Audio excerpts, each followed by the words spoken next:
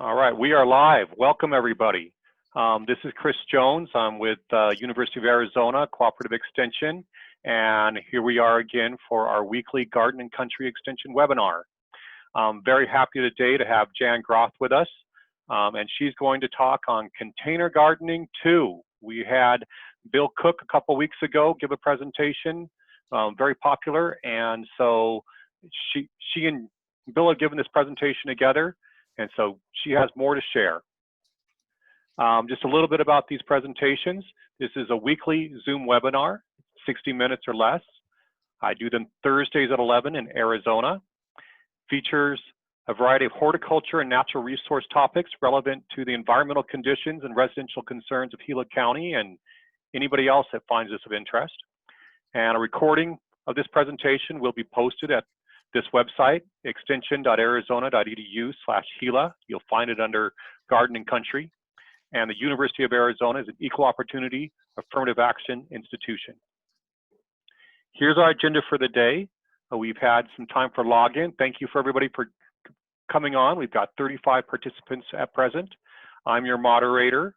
Our presenter is Jan Groth. Our topic is container gardening. When Jan finishes up, we'll have some brief updates. I've got an evaluation link. I've already put that in the chat box if you want to find it there. Some time for some Q&A. So Jan's got all kinds of knowledge. So Gosh. it's a really good time for that. And then we'll wrap it up by noon so we can head off for lunch. This is our presenter. Jan is the Master Gardener Instructor and Coordinator for Cochise County Cooperative Extension, University of Arizona, Sierra Vista. And gosh, Jan, I remember getting introduced to you when I first came on as an extension agent. So we've been at this for quite a while. I remember that years ago as well. Yep, up in Payson, you came and visited us. Yes, I remember. Yeah. And I think that's it. So I'm going to turn off my stop share, and you can take over the screen. Well, you're already on the screen, so just direct me and you've got it. All right, I'll just start here for a minute and then we'll go to just a quickie little PowerPoint and then we'll come back to live. So welcome everybody to Container Gardening 2, as in also. Bill Cook did a wonderful presentation 2, 3, 4 weeks ago on container gardening. He covered a lot of the basics. And I thought, let's take that to the next step and play with some of the things you can do with containers. I'll review just a few little things. I'm a huge container gardening fan because you can do so much with containers. You can feature your favorite specimen plants. You can grow things that are not winter hardy for your area and then bring them in or protect them for the winter. You can use them to decorate patios. If you live in an apartment or condo and you have a deck, you can make an entire garden out of your containers. We'll talk about that in just a moment. You can do vertical gardening in containers. You can accent front doors. You can do so many things with them. I also think they're marvelous as pieces of hardscape out in your yard. And we'll have a couple of examples of that as well. I think it's fun to be able to move them around for seasons. So as the seasons change and different things are blooming, you can bring things closer to your front door. For example, let's say you have a beautiful rose blooming on your back patio in a container, but you're having a gathering tonight. Maybe you want to move that blooming rose up to your front door to greet everybody as they come in. So they offer you lots of versatility. I'm going to talk fast because Chris has said that I really need to finish in about 30 to 35 minutes and then allow for questions. So I'm going to try to fit a lot in here. Containers can be anything. You can use anything you want to use as long as you do one thing, please. Make sure it has drainage. I remember I had a great big kind of a Japanese bowl. It did not have drainage, but I planted a Japanese garden in a little landscape. I did a Japanese maple, I did some grasses, I did some beautiful crystal rocks and made a garden out of it. And I thought, I'm going to control the water. Oh, sorry, we have a puppy inside if you're hearing that. I'm going to control the water in it, so I'm not going to worry about it. Well, rainy season came and I didn't realize that the rain was hitting up under the eave and filling that bowl. And underneath, because I didn't have drainage, it all collected water. And before I could figure out what was happening, I was rotting all the roots. So always make sure you have drainage. Brings me to a point on pots. You'll go into so many stores nowadays, and because gardening is so popular, they have a variety of pots from which to choose. So this was a cute little pot I picked up, wasn't paying attention to it. it has no hole. So anytime you have a pot that does not have a drainage hole, you call that a cache pot. C-A-C-H-E, pot, cache pot. And a cache pot is simply an outside pot into which you can put another plant. So you see, I could easily put something in a pot inside here, but I don't want to plant anything directly in this. I want a pot with drainage so that I can always release that water, so that as I fertilize, I can leach that fertilizer back out. I can always be rinsing. So drainage, drainage. All right, let's talk about types of pots real quick. I know that Bill covered clays and plastics, and there's ceramics, and there are resins, and there are all sorts of things. I tend to have a little partiality toward clay. Yes, it's heavy to move around. And yes, it dries out a little bit faster, but the clay breathes. And if you ever see the white salts collecting on the outside of your clay, that's a good thing. It means it's leaching the excess salts out of your soil. Some people like that look. They think it's kind of rustic looking and nice. If you don't like it, it brushes right off with a toothbrush or a wire brush.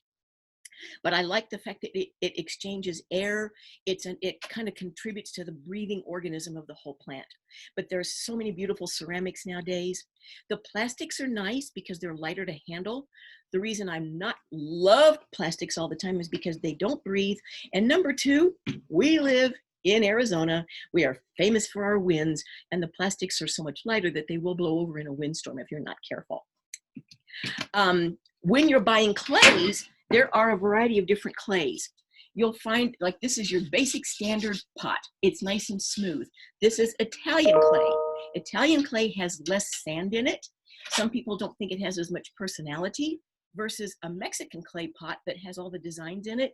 If you feel a Mexican clay pot, they feel a little rougher. That's because they have a higher sand content in their clay. They're beautiful because they're festive and they're fun, but know that the ones with the higher sand content will disintegrate a little faster than the smoother Italian clays. While I'm right here with saucers, some people love saucers, some people don't. My husband always used to think I should put saucers under everything on the patio. I don't like it. I think the saucers leave just as much of a ring mess as a plain pot. I also worry about water sitting in the pots for mosquitoes during rainy season.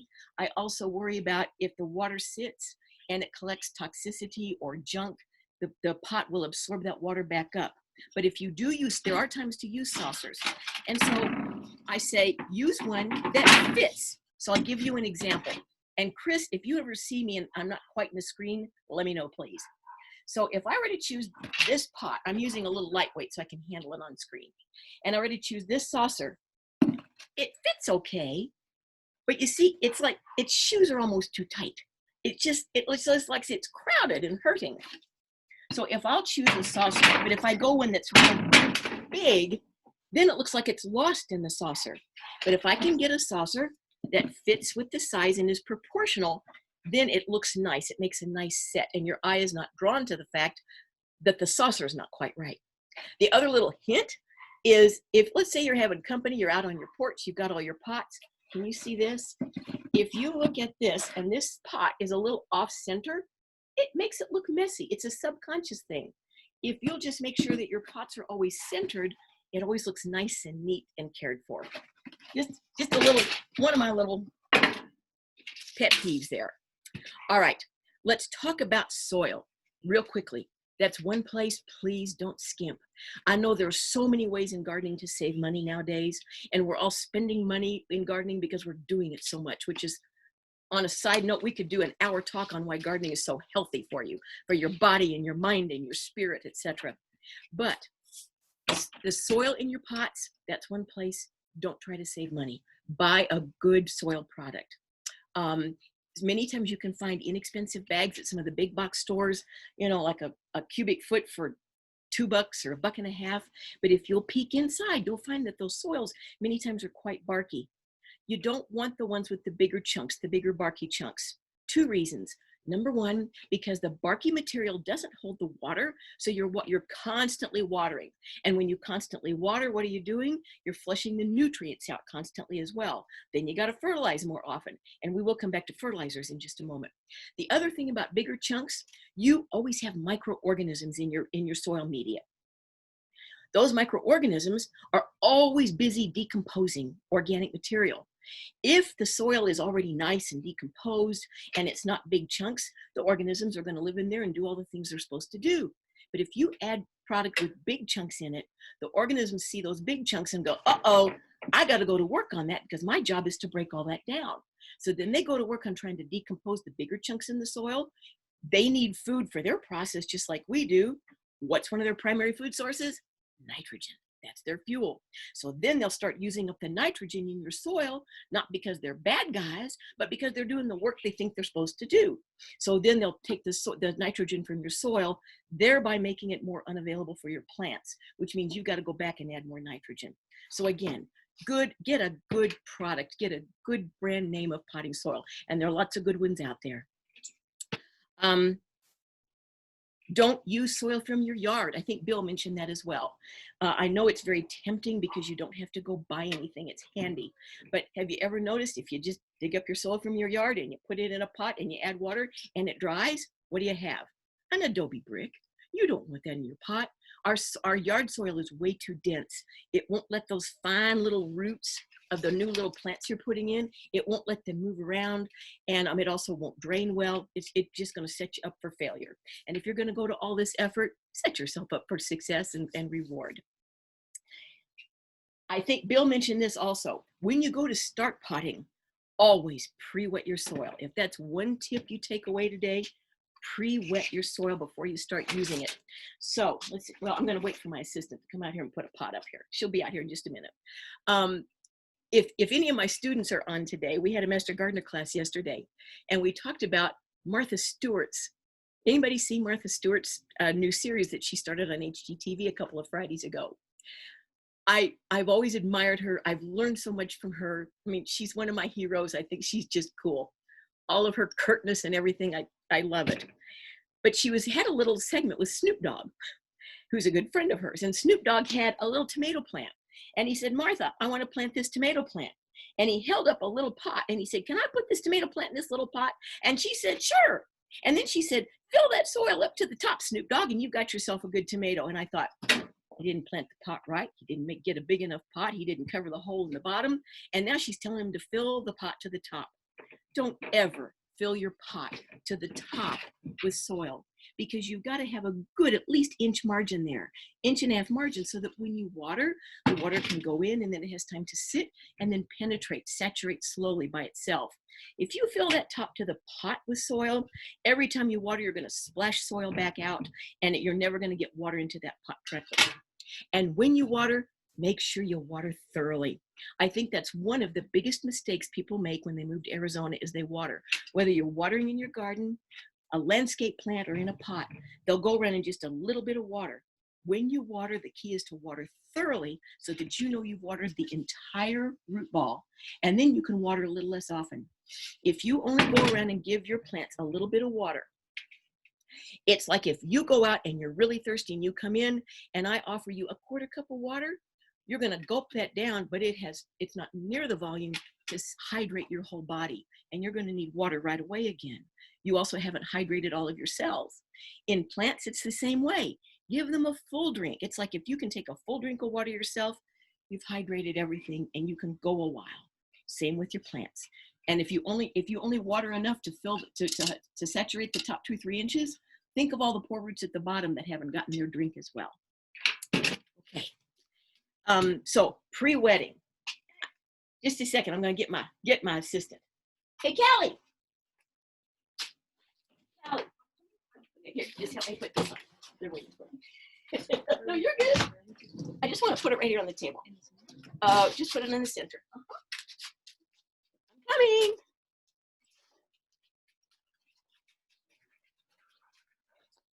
Okay. I just have to get this up on my knee. All righty. Now, I put this up here because I want to show you. Can you see me? I think sort of. If you pre-wet yours, and also can you hear me? Am I talking loud enough? Anybody? Yeah. Keep your voice up, and you might tip the pot towards us so that we can see inside it. Okay. So what I want you to do, I want you to always pre-wet. So let's say I'm going to fill this pot with soil. I can go ahead and fill it, and I can water it down. I want the soil wet enough so that when I squeeze it, it stays together, but not so wet that it drips out of my hand. When I'm doing a lot of containers, I'll just go ahead and fill up my wheelbarrow. Oh, okay, you can do that. When I'm, my daughter's gonna try to elevate my computer here. When I'm doing a lot of containers, I will fill my wheelbarrow and then just pre-wet all the soil. Why do I want to do that? Okay, so Chris, guide me. Am I on the screen? That's really excellent. Tell her great work. Thank you, Callie. My wife water just helped me. My pleasure. Yes. Okay. So I always need some help behind the camera. Absolutely. Have you ever just planted something with dry soil, and then you go to water it, and the soil just kind of puffs out? So you're losing it. You're also leaving lots of air pockets, and then as you water continually, if you haven't pre-wet everything, air pockets fill in here and there, and then you end up with uneven plants, and then you end up with air pockets that the roots can't grow through, etc. So do pre-wet. It makes your medium so much better. So while I have this pot up here, we're going to talk about a couple of things you can do here, for instance. So containers can offer you entire gardens. You can do little containers and just feature plants. You can do containers to flank your front door to make it more welcoming. I mean, if you picture your front door bare, and you picture your front door with even just one pot by it, with some pretty flowers or a nice shrub, it makes a whole different feeling. It gives you a sense of well-being and welcome home when you get up there. Let's say you're in a condo or an apartment and you can't go out and garden. You can do an entire garden in a pot. So what I did here was I stuck a little fruit tree in this to show you that if we wanted to do one whole thing, I can do a fruit tree in the middle. Right? I can add a couple of marigolds, because marigolds are always good in any kind of an edible garden. For those of you who don't know, marigolds, the flowers have a scent and they exude a substance that aphids don't like, so it helps kind of repel the aphids. And marigolds' roots exude a substance that kind of deter root knot nematodes. So always plant marigolds with your tomatoes. Makes a big difference. Plus, they're beautiful and they help with the pollinators, bring the pollinators. And so then what I could do is I could stick, this is a little oregano. I can let that trail over the front. I can put in a pot of chives in the back for some spike. I could come in here and add a little pink for some color. I've got a pot of parsley. Maybe the parsley is going to go over here because parsley makes a beautiful plant. And then one trick I think everybody's always heard. Am I back in the screen, Chris? Thanks. Yes, you're fine. Okay. One thing that people like to do is add a little bit of white. So you can do color, color, color. But if you will add a splash of white anywhere, just even one little touch, it will bring out the rest of the colors in your pot. So in this pot, I can do a fruit tree. I can do flowers. I can do herbs. I could even put in a small tomato if I wanted. If I did one of the small determinate tomatoes, I could stick it over here in the corner and let it grow up. And you can do everything right there in a pot. All right. If you want to do a pollinator garden in containers,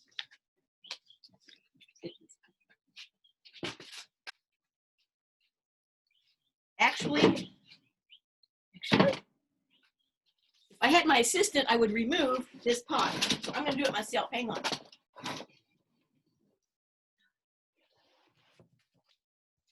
Okay.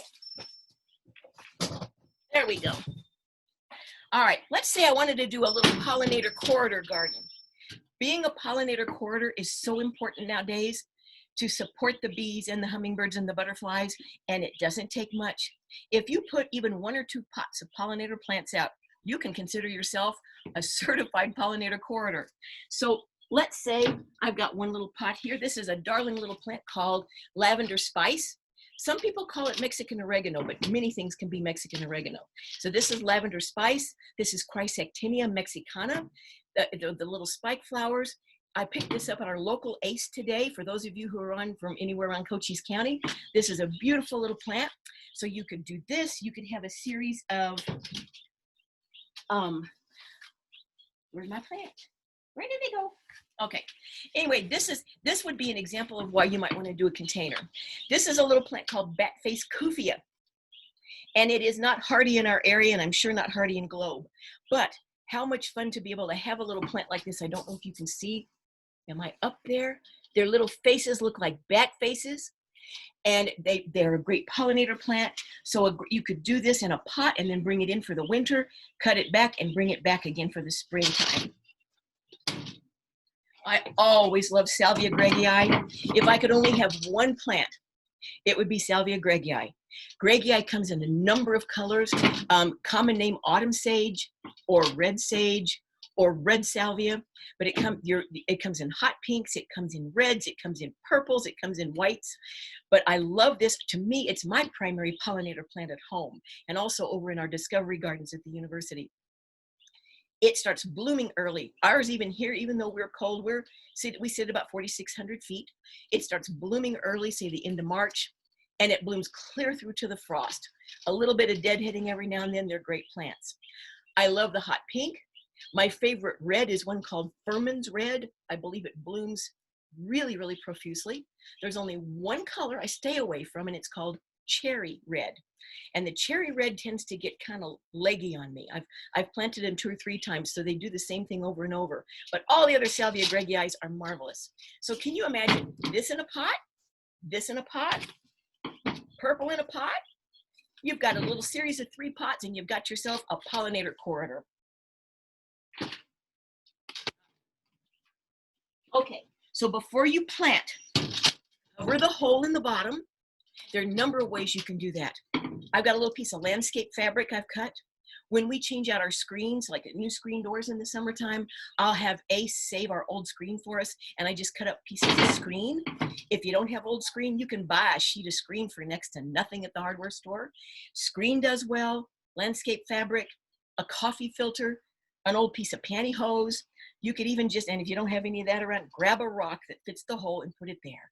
It just keeps, it still allows drainage, but it keeps that soil from washing out as you water. Okay, so you can do just simple little, like 1 specimen things. A simple rose in a pot is gorgeous. Roses do really well in containers. And as a matter of fact, if you go on some of the rose websites, you can look at Weeks Roses, you can look at heirloomroses.com, any of those that you look at, they'll even have a section, roses for containers. And so those are roses usually that have a little bit smaller root ball, maybe a little smaller structure. By the way, anytime you see a dwarf plant, dwarf varieties of anything are always good for containers. Dwarf fruit trees, dwarf butterfly bushes, things that usually grow huge. If you see dwarf, they're going to be a smaller variety, more compact in their body as well as more compact in their roots. If you see something labeled Nana, if you see Nandina purpurea Nana, N-A-N-A is in Latin, it means dwarf. So things labeled Nana are a good clue they'd make a good container plant. Another thing that leads to a good container plant is something labeled compacta. So you have your regular Texas Rangers, Leucophyllum frutescens, but if you see Leucophyllum frutescens compacta, compacta means its variety means that the leaves are all placed more compactly along the stems. It means it's going to be a smaller shrub, and it means it's going to have a smaller root ball. So compactas make great container plants as well. All right, so here's just a great little red rose. You can just leave it all alone and feature it that way. Or you could, I need my assistant. Excuse me, folks. I could go into this and I could just, this is just a white lobelia I picked up. I could do some colorful petunias. I could do a number of things around this, but I could leave it, or I could just put some little ground covers around it, let them flow out the bottom and help feature the plant that way. By the way, also, after I plant things, I try to top dress my plants. We all talk about using mulch and top dressing our plants in our garden. When you top dress, you keep the moisture in much longer, you keep the roots cooler in the summer, and you keep the roots warmer in the winter. I tend to use decorative gravel. I always have a little pile of, my favorite color is Apache brown. So I always keep a big bucket of Apache brown here at the house. And when I'm doing containers, I just put Apache brown soil on the top. So it sort of cleans it up. It's sort of like putting icing on the cake, but it's really, really functional. I can water right through it. I can fertilize right through it. It keeps the soil in place, and yet it keeps my moisture in much better than letting the sun beat down on that soil top. So that's another little tip.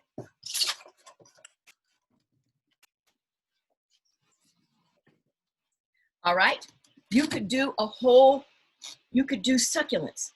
This is one of my favorite succulents. I think most people are familiar with red yucca. That's Hesperalo parviflora. For those of you, just to bring your memory, those are the ones you see planted in landscapes everywhere around the cities. They're kind of a fountainy shaped yucca looking plant, although they're not a yucca. And then they put up multiple spikes with all the coral blooms all over them. This is its big sister. This plant's not used as much, and it should be used a lot. So this is called giant Hesperalo, or Hesperalo funifera. This one gets larger. This can get 3 feet tall. It can get 3 feet around. It makes a great structure plant in the ground. Let's say you've got a gate, or you want to flank your gate, or you want to add some structure to a landscape. You could put this out on the landscape with a couple of boulders and maybe a creeping lantana out from it, make it a little vignette. But this also makes a beautiful container plant on a porch, out in the yard, whatever. So I could plant this all by itself, let it grow and be a feature, or I could put some succulents in it. Can you see this, Chris? You have to guide me. You okay? You're doing good. Okay, so like this is a little pot of hen and chicks that would take the same kind of water. I could do that. I've also got a finger in here. There's a little pot of sedum. I could put that sedum over here and let it kind of drape out the side. It takes the same sort of water. I could even get a second sedum and put it out the other side. That way, I've got the sedums, I've got my hen and chicks, I've got this beautiful, bye-bye sedum, I've got this beautiful giant Hesperalo, and now I've got a whole little vignette pot full of interesting things. Another little trick, when you first put things in your pot and you've got some bare soil because they haven't quite grown in yet, use rocks. Rocks can be your friends. As boulders out in landscapes can join plants for you, smaller, beautiful rocks that you just find out in your yard or hiking can make beautiful plant joiners in a pot while you're waiting for things to grow. So I could stick this giant Hesperalo here, I can put the sedum, and I could put a beautiful little rock right here to fill in for a while and just let it be part of a little miniature landscape. How are we doing on time, Chris? It is 11:30 right now, so okay. We're doing good. So much I want to show people. Okay, so let's just do this.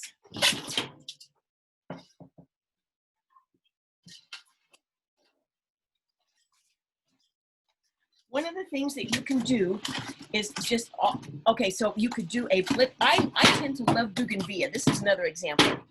I love bougainvillea. I know it doesn't grow through the winter here in Sierra Vista. I don't believe it grows through the winter in Globe either. But I love it because it is so colorful for so long.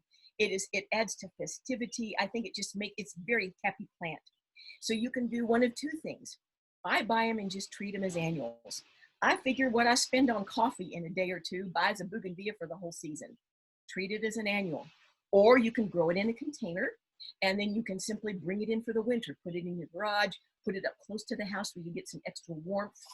And so you could do this, and then you can just add trellises. You can do all kinds of vines in containers. So I could add a flat trellis behind it. I could add a 3-dimensional trellis. I think you might be able to see this. 3-dimensional trellis behind it. Or I could get something kind of festive so that while the vine is growing, pots hold trellises beautifully. So you can put a trellis in, you can do this. If you want to do something that's hardy and you don't have to worry about it going away in the winter, I've got, for instance, this is just a little baby Carolina jessamine I just picked up the other day. I like this plant. Yes, all parts of the plant are poisonous, but it's a great evergreen vine, gives you a super bloom in the spring. So I could, let's say I have a pillar on a porch and I've got concrete and I want to cover the pillar, but I have no ground to plant the vine in. So I can do a pot. I could do a little trellis for a little bit. I can put my vine in, attach it, set it up next to the pillar, and now I've decorated the pillar or whatever I want to do. But vines are great. Use fancy if you want to do potted tomatoes and you don't want to use a plain old tomato cage, get yourself a fun trellis. Now you've got a decorative trellis along with your tomatoes. And when you put your tomatoes in, be sure you put in a marigold or two.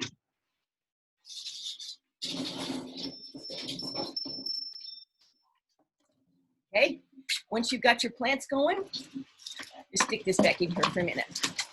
You can always add a shepherd's hook. You can add a shepherd's hook, add a little candle to it, make it decorative. Use your containers to express your personality. In that big pot that I showed you that had the pear tree, you can do the fruit tree, herbs, flowers, vegetables, put in the shepherd's hook, add a hummingbird feeder, and now you've got a whole system all in your containers. You could add your favorite wind chime here. You can add some of the special things that you've collected. All right. And then if you want to go big, you can always do, I don't think you can see it, but I've got a huge trellis here behind me. I could do a big pot. I could get a 5-gallon vine. I can decorate my porch or pillar with it, or maybe I just need to do something out where I want some height. Get a big trellis like this, just stick it in the pot. It makes a great show for not much effort and makes a huge statement for you. Someday, maybe Chris, we could do a little, I'm just barely going to touch on this, a little shop on how to do wire baskets. For those of you who've ever used the sphagnum moss and made moss baskets, this is just an old egg basket.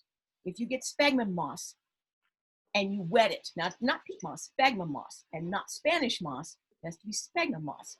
You wet it, you can take all that moss and fill in all these holes to cover this. Now the outside looks like moss.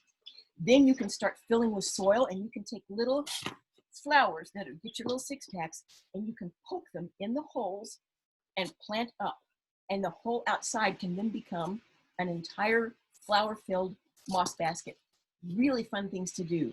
You can set them out or you can even hang them. Makes another statement. They're unusual. You don't see people do that very often. Hey, I think what I'm going to do, I have so many more to show you, but I'm going to show you a quickie PowerPoint so that we can go straight to questions. So I'm going to come around to my computer. Oh, and I'll bring one more thing.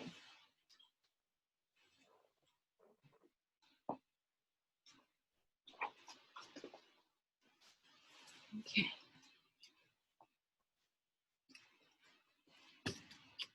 All right, I'm a huge believer in geraniums, and I'm going to show you a thing of geraniums because of my grandmother. My grandmother always had potted geraniums on her porch, so I have to do geraniums every year. They make great potted plants. I used to always plant them with alyssum. I found that the alyssum taxed the soil and the geraniums didn't do as well. I always tried to do companion planting, but I found that geraniums just like to be alone. They want to show off by themselves. And I want to show you 2 different types because this is your regular geranium that grows upright. This geranium is the Ivy Geranium. It has a little bit more of a leathery leaf. So I don't know if you can see this, but I have a tree behind me. It needs to be trimmed. It needs to be trained, but it's an old sentimental tree. It sits by my front door. So what I'm going to do to decorate the big pot at the bottom, I'm going to put the tall geranium in the back. And then I'm going to take this, I have 2 of these red ivies, and I'm going to take the 2 red ivies, put them in the front and let them droop over. Something about geraniums in the desert where we are, when you go back east or anywhere, you always see people with their geraniums out in full sun, and their leaves are big and lush. So let me remind you of a concept. Leaves are like solar panels. The leaves take in the sunlight, and then the leaves also release the moisture. That's where all the transpiration happens. And so when things are dry or when things are hot, our plants in the desert will make as they put out new leaves, if they're getting too much sunlight, they'll make their leaves smaller. Sometimes people say, what's wrong with this plant? Its leaves are so little. I don't know what's wrong. Probably just too much sun. If you'll give things like geraniums just a partial day sun, especially that early morning sun, that east sun that's so gentle on them, you'll find that as they put their new leaves out, their leaves will be bigger and lusher. If you give it too much sun, your leaves are going to get smaller and they're going to kind of crunch up. so that they don't lose so much moisture in the day. So don't let that throw you. Okay, now give me 1 second and I'm going to try to share a screen. I want to show you another little difference you can make with just pots. You'll have to guide me and tell me if I'm okay, Chris. Okay, I'm going to unpin your video. All right. And it looks like you're coming up. Okay. And just put that on full screen. I'm trying. Slideshow, yeah. You know. I'm trying. Okay, just a second. I got to move this up. I think my computer is hot from it's hot from sitting in the sun. Hang on. There we go. Now.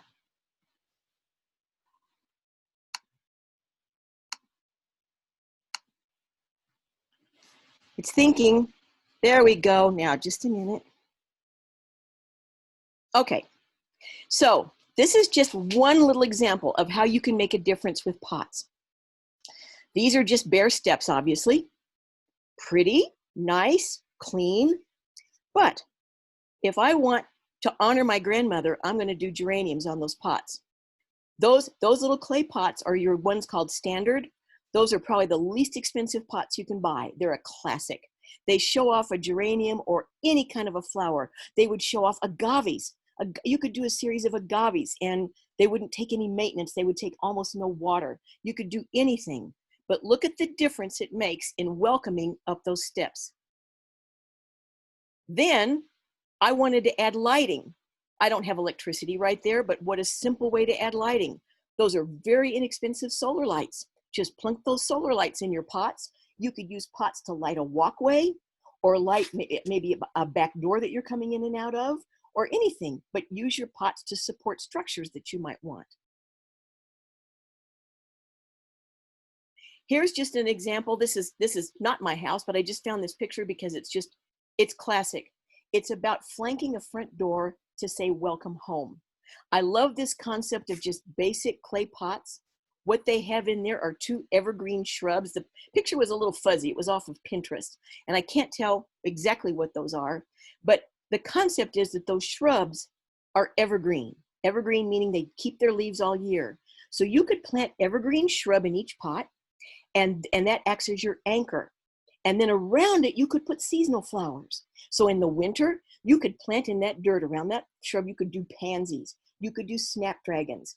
You could do a number of things that love the cold weather.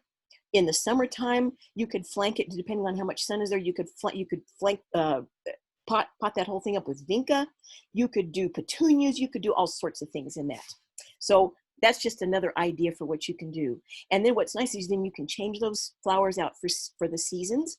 And let's say that they're looking bad today, you rip them out, it's 2 or 3 weeks before you can get back to it. You still have the shrubs there to be beautiful, waiting for your flower garden. All right, here's another just a little example I found. You've got a pillar on a porch, but you don't have soil in which to plant something. So here they just use a container, and instead of wrapping wire around that pillar, they have done what they call an invisible trellis. They have just put a series of a few strings of fish wire. You can't see the fishing line. And then they're going to let that vine grow up the fishing line. And this is another thing. When I say use containers as a hardscape, here's a great example. If you picture that picture without those pots, it's gorgeous. It has rocks. Rocks are also your real friends in doing hardscape. They always add structure. But it has beautiful ground cover. And then do you see the agave up toward the left? See how the structure of the agave always adds structures with agave. But then when you add a pot or 2 into your landscape, you've got another whole level of structure and interest. When you put pots in a landscape, make sure they're straight. I see people take pots out and put them under a tree in a front yard, and they're kind of crooked and don't quite know where they belong, and they're sitting up on top of the rocks. If you'll shimmy, like if you've got decorative gravel, for instance, if you'll shimmy that pot down into the gravel a little bit and then make sure it's straight, it will look really, really nicely done. Okay, I know I'm out of time. I could go on for another 2 hours. I love this topic. We could talk about plants and all sorts of things you put together. Maybe another time, but in the meantime, I would love to answer any questions that anybody might have. I think we will definitely have some questions here, Jan. That was so much fun. Good. One thing with the webinar is it doesn't have the reactions like the meeting, so I'm sure everybody would be applauding if they Oh, no problem. I don't need applause. You know what? My goal is always to inspire. My goal is to say, people, gardening is so good for you and good for our environment and good for your home. So get out there and do it. And if I could inspire one person to plant one more pollinator plant today, cool. We've done our job. Great. Well, let's get started here. I'm going to put out a poll here just to get a little bit of feedback on how people heard about this webinar. Still kind of new in doing this, and so if people can go ahead and start that poll, you got the choice of a direct email from me, a forwarded email, the Facebook program. This has been in our local newspaper, and then if you respond to other, feel free to put that into the chat so that I know where that's coming from. But been basically using those as ways to get this out there. At the beginning of our presentation, I put the webinar evaluation link up, so I'm going to put that in here one more time. And if you can go in there and do that evaluation for me. And Jan works for Cooperative Extension too. She knows this is really important for us, so yes, very much appreciated. And so I'm going to start bringing up some speakers here for you, some questions for you, Jan. And first question in Bogan. When you mentioned about this, there's good soils out there. In wanted to know, did I lose you here, Jan? Uh-oh. Somehow we lost Jan, guys. So I'm sure she'll join us right back. I think she must have hit the wrong button and got herself closed out.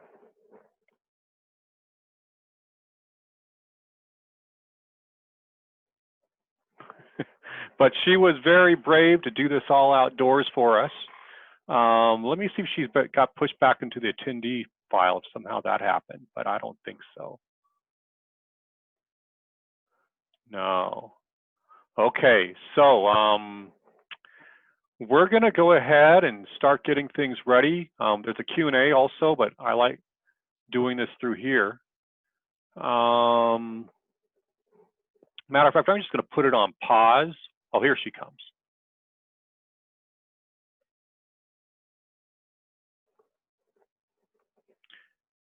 All right, Jan, just we still got you as a panelist, so there you go. Got you. Your microphone's off. Just need your camera now.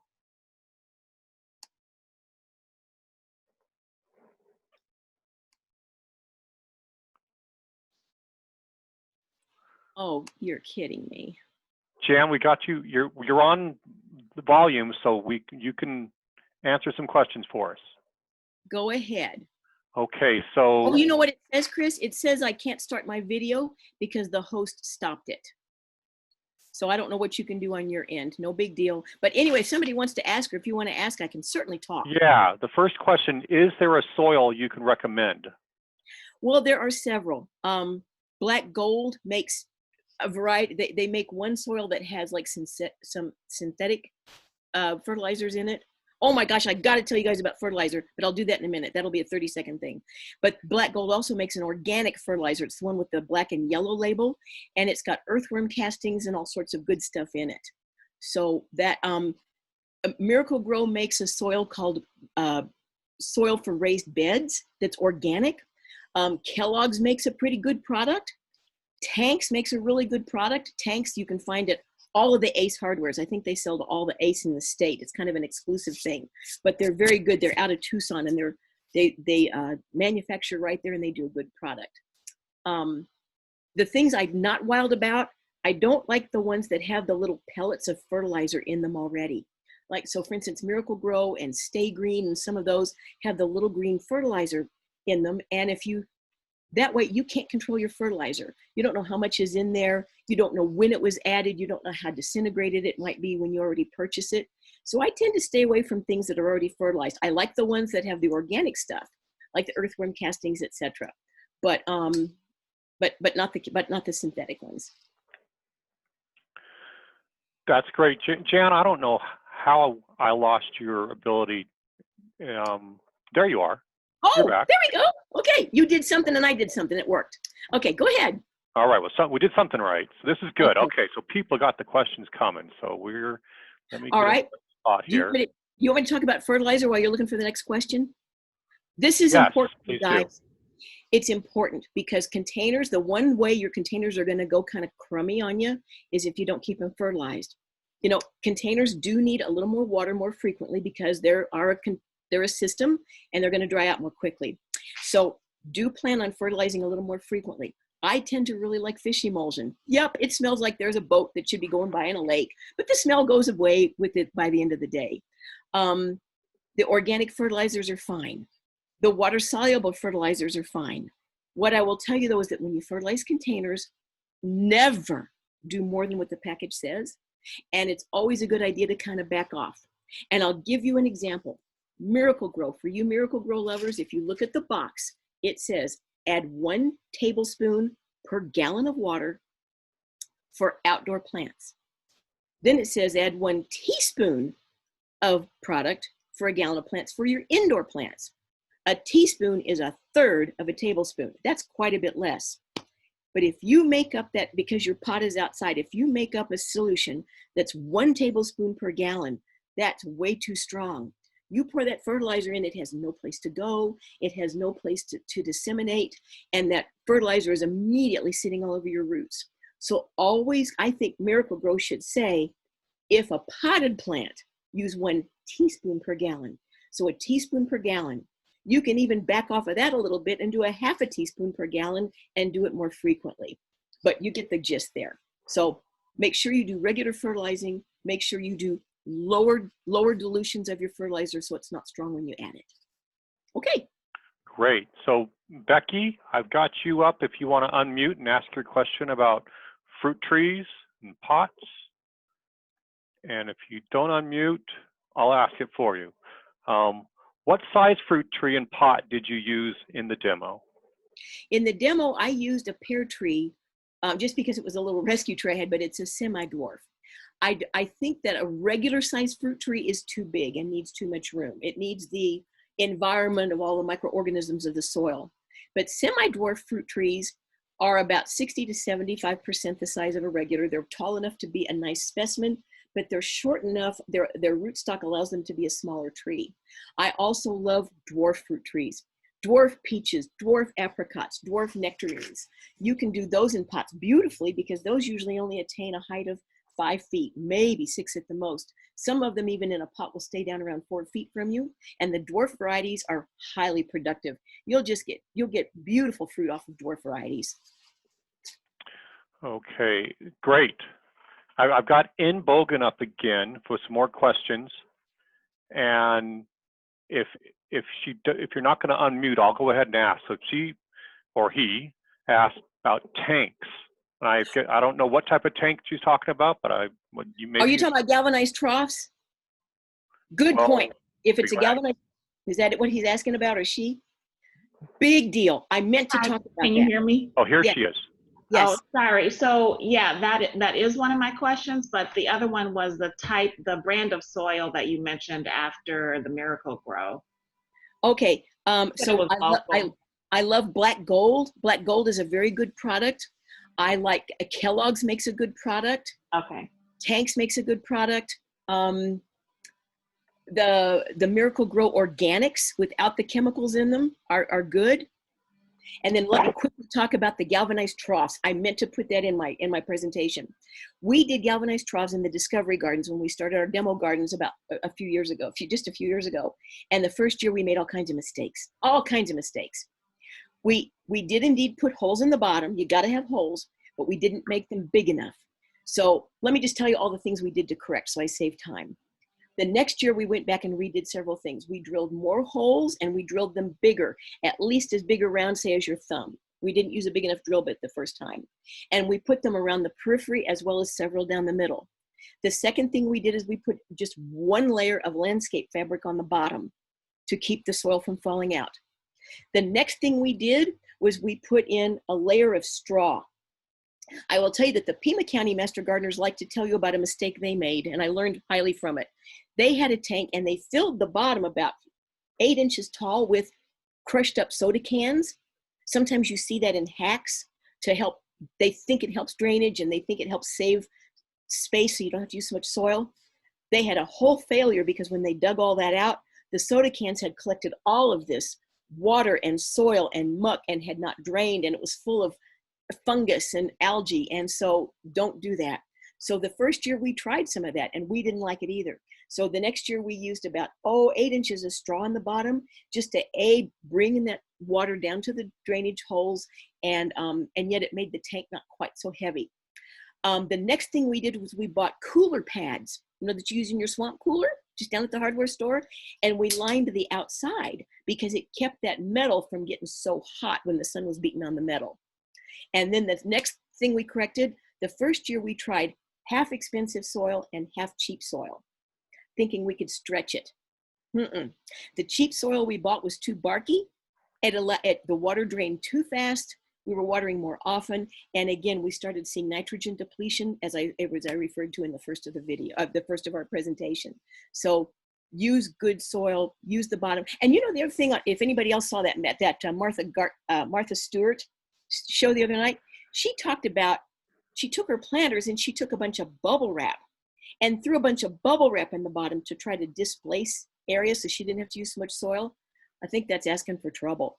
That bubble wrap isn't going to drain. It's not going to breathe. It's just going to collect all the muck. So don't fill it full of that. It's like, Martha, what were you thinking? She was hanging out with Snoop Dogg. Yeah. So while Steve gets ready here, I'm going to walk through a few comments in the chat box, and I'm going to go to the Q&A next. But Carolyn Shelley said this was a beautiful, literally a workshop. Loved plants shared. Good. I wish I had another hour. We could talk about plants and all the things to put together. All right. Sally Lohman said, excellent webinar. So much great information. Thank you. Good.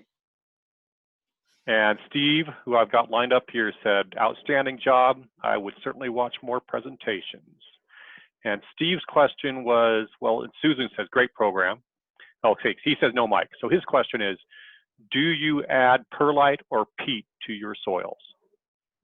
Well, when you buy a potting medium, a good potting medium that you like, it will have the things in it you need. I know that when Bill Cook did his, he gave you all a recipe for a potting medium that he likes to use. And so he uses a little peat, he uses some vermiculite, he uses all sorts of things. I tend to be kind of busy and I will do whatever's the fastest. And so I just buy a good potting soil that I like. I do not add additional peat moss. Peat is a good product because number one, it holds water really, really well. It'll hold sometimes 5 to 10 times its own weight in water. Secondly, peat is acid in nature. So because our soils are alkaline, because our waters are alkaline, the acidity of peat moss helps sort of neutralize the alkalinity we're always adding to our pots and to our gardens. The thing about peat, if you have to say something negative about it, it does decompose pretty quickly. So if you put peat in a pot, you're going to find your soils you're going to do this in any containers, but you're going to find your soils going down a little bit gradually. And it's because the peat's decomposing, which is what it does naturally. And of course, then there's the ecological thing that people worry about peat and all the peat bogs. And that's why the popularity of the coconut coir has risen so much, because coconut coir, C-O-I-R, everybody pronounces that differently, acts the same way. It holds moisture very, very well, but the coconut coir does not have any nutritive value, and it is not an ecological concern. So you can add the coir to hold moisture, but it's not going to add nutrition like peat does. Long answer, but lots of factors there on peat moss. There is a lot to know, and this is why we got you. So I've got Nancy Martin up here with questions in the Q&A. Nancy, if you want to unmute, and if you don't, I'll ask it for you. She says, I have purchased a veg trug, a cedar wood slatted, waist-high V-shaped planter 6 feet long. Does your recommendation on soil still apply? So I'm not know what a veg trug is, but she just described it. A cedar, wood slatted, waist high, V-shaped planters, 6 feet long. So I think what you're asking is, do you still need to use good soil in something like that? I can see where that's a lot of space. That's a lot of cubic feet to fill. I could see where maybe it would be a good idea to, I would buy at least a third good soil, like the black gold or the Miracle Grow for raised, it's called Miracle Grow for Raised Beds Organic. It's peaty, it's got a lot of peat product in it. It'll hold the moisture for you, but then you could add maybe half in quantity of maybe a less expensive soil that's a little bit bulkier, and that would help you stretch it, and you wouldn't have to spend so much money filling up that bed. I would not add all cheap stuff. You can, and if anybody out there composting, you can always add compost to your pots as well. Compost in containers is a good thing as long as it's well aged. I do want to let people know that that soil recipe that Bill gave us last time he presented, I did get that onto the website. Yes. So if you go to his presentation, you'll be able to find a PDF with that recipe. Anonymous Tindy asks, if I put a nursery plant in a cash pot, will it take longer to dry up? Should it be the same size or bigger? Hmm. Looks like we're going to get a demonstration here. No, yeah, I just grabbed my little cash pot. Okay, so a cash pot means it has no drainage, right? You've bought this little pink geranium. You want to put it in here. So you're going to water it in the cash pot. What you want to make sure of is a little bit later go by and this plant that you've got in the cash pot has drained. It gives you the ability to empty the water out of the cash pot so that it is not going to sit there and rot your roots and sit in water. I don't know. And then you say, will it dry out faster? Well, if a little water is drained out and the plant's sitting in that cash pot and it absorbs the water back up, it might keep it wet a little bit longer. Big thing, you just want to make sure it doesn't sit in water for days and then you will rot your roots. Does that answer the question? I think so. Okay, Daniel, looks like you're ready to go. Is that my Daniel? Daniel Santiago has a question. I think that's my student, Daniel. Hi, Daniel. Well, he opened up and turned off. Okay. Go ahead, Daniel. Daniel, you have just hit your unmute. Okay. There you go. Fire away, Daniel. So Daniel's question is, how do you spell those cactus that you suggest to plant next to the giant yucca? So is there a certain cactus? Next to giant Hesperalo? Oh, and you can do any of them. Let me just grab them. Let me grab them. You could do any of these. This was just a little hen and chicks I picked up at Ace. So hen and chicks are a lot, they're very, very common succulents. And you can find them in different colors. And then this was just one of the little common sedums that they had there. And they don't particularly have, they didn't have this one labeled, so I need to look this one up. But sedum is spelled S-E-D-U-M, that's its genus. There are lots of different species of sedums, lots of different shapes and colors. You could do a number of succulents. You could do the echeverias, you could do all sorts of things that you find so many succulents nowadays in all the nurseries. But what you do want to pay attention to is make sure you get something that's winter hardy if you're going to have your pot outside. So this hen and chick, I checked on this tag, and this is hardy for our area. And again, another little piece of trivia. When people say my plant is hardy, in garden terminology, hardy does not mean it's easy to grow. Hardy in garden terms means it will not be damaged by frost. So if you're reading a catalog or you're reading a tag and it says, this is not hardy for your area, it means you can't put it out in your winter cold.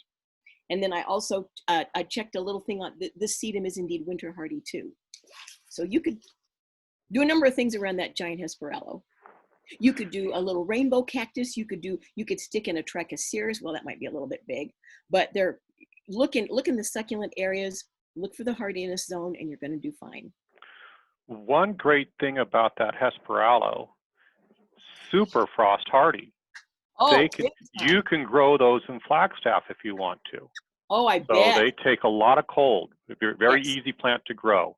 Very and very stately. one guy all by itself just makes such a statement. They're very majestic, I think. And then they've got all the little filaments as their decoration. They're just beautiful plants. Giant Hesperalo. Few more comments here. Susan says this is a great program, one of the best webinars thus far, and just lots of information she can use immediately. Naomi asks if there will be a replay, and I say yes. Here in a moment, I'm going to bring up my closing slides that'll show you my website, and I get these all posted to my website, and so you can follow up on any of those titles that are of interest to you. Yeah, she says this heat is monstrous, and she's absolutely right. Yeah. Another Gabby says these plant names were all new to her or him. Can the names of the plants Jan used for her demo talk today be spelled out and written up and added to the website, especially the names for the pollinator plant? So sure. if we can add a little PDF with just the plant recommendations, we can certainly, I'll add that to your presentation when we do that. All right, I'm gonna grab something right here. Oh no, here I can do this right here while I'm sitting. Another little plant. Let me just show you because I have small plants that you do. I have 10 favorites. I call them my garden jewels. Another little plant is called Society Garlic. I don't know if you can see this. It comes in solid green. It also comes in a green and white variegated. I love to, and can you see the flowers? I'm kind of putting this in the screen here. This will start blooming the end of April and bloom clear through to the frost.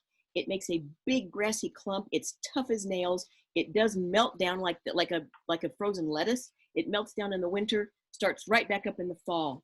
I say this because it's beautiful in a landscape, say at the base of a bird bath or in a rock garden, but it also makes a really cool container plant. So if you did a Society Garlic in a pot, now this is just a baby, it's just a little quart, but this will fill this whole pot out if you let it. But you could also add some red Vinca. You could also add a petunia or two and let this whole thing fill out, and then you've got the filler. You know, people make fun of petunias, but they're such good fillers. You know, you can't argue with success, guys. So you could fill this out and let those petunias spill over the edge. You can put your red Vinca. Vinca blooms all summer, and then have the spike of that beautiful Society Garlic in the middle. It's a soft plant. It does smell like garlic chives. You can even use it to cook with if you'd like. So I could make a whole list of things, but I will particularly go back to the plants that I use today if people are interested. And I can make a little list of pollinator plants that would do beautifully in pots for you. That's great. And I'm glad you pointed out that Society Garlic can be a culinary. Mm-hmm. We can cook with it because, yeah, if it's easy, I just love, well, we're in such a Mediterranean climate that there's so many spices we can grow right outside our door that I'd just love to have a presentation on that. I'm going to start to wind this down, Jan. Sure. This has been great. We're a little after noon now, but people love this stuff and stick with us. So great ideas. Okay, so let me put up Can I show you quickly a plant I'm going to do today? Okay, go ahead and show us that quickly before I go to the closing slide. One more, just to give you motivation.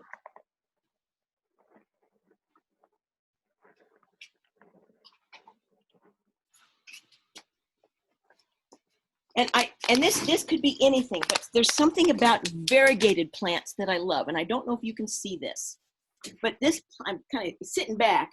This plant is variegated, and it has kind of a fountain growth habit. I found this the other day at Lowe's of all places. It's not proposed as an Arizona plant, but this is a coffee berry, and coffee berries do very well in our elevations, and I never see them for sale. And this one happens to be a variegated one. So when you see variegated plants, that means that they've got different colors on the leaves. They offer light. And when I read about this plant will take sun, but it will also take deep shade. And I have a place over by my chicken coop that I've landscaped my chicken coop, and I have a place under the oak tree that gets no light, and I want to add light to it. So I'm going to get a big pot. I'm going to put this variegated bush into the pot and let it be a feature plant there at the corner of the chicken coop. And then I'm going to plant, just to brighten it up, I'm going to plant white all around it to show it off. So you see how simple it is just to make a statement with a little soil, a pot, and a couple of plants that catch your eye. And anything variegated in pots, to me, is just a beautiful thing. Adds lots of color and light to a dark spot. I'll quit, Chris. You got to tell me to hush because I could just keep going. Oh, thank you so much. Okay, so here's our presenter. Thank you so much. Applauses all around. Thank you, guys. I appreciate everybody being here and being excited about it. I put that webinar evaluation into the survey box, and so thank you so much for filling that out. We just had our Q&A.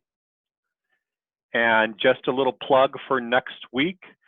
Next Thursday, August 20 at 11, we will have Dr. Lauren M. Perinsky. She's a research ecologist at the USDA Agriculture Research Service at Fort Collins. And her topic has to do with something called green stripping and grazing for cheatgrass. On the natural resources end of these presentations, I've been trying to make some sense of these wildfires that we've had this year. The Bighorn fire in Tucson, the bushfire that we had across Gila County. We've been having these desert wildfires that just what can we possibly do about them? And so they've done some research on controlling cheatgrass, which behaves a great deal like the red brome that's been a major factor for the wildfires we've had recently. So please join us. That's an interest to you. Like I say, again, we're gonna get these all posted to the website here, the webinar recording. So extension.arizona.edu/Gila. That'll get you to our county website. Just look for Garden and Country and you'll find the past webinars, and I'll have Jan's webinar up very soon. Jan, we just lost your image, so I think we are you know done. what? I didn't know I was still here. Is that better? It's fine. I'm gonna go ahead and turn this off now. So okay. Thank you, everybody. I'm gonna stop recording. And Chris, thank you very much. I really enjoyed it. Thank you.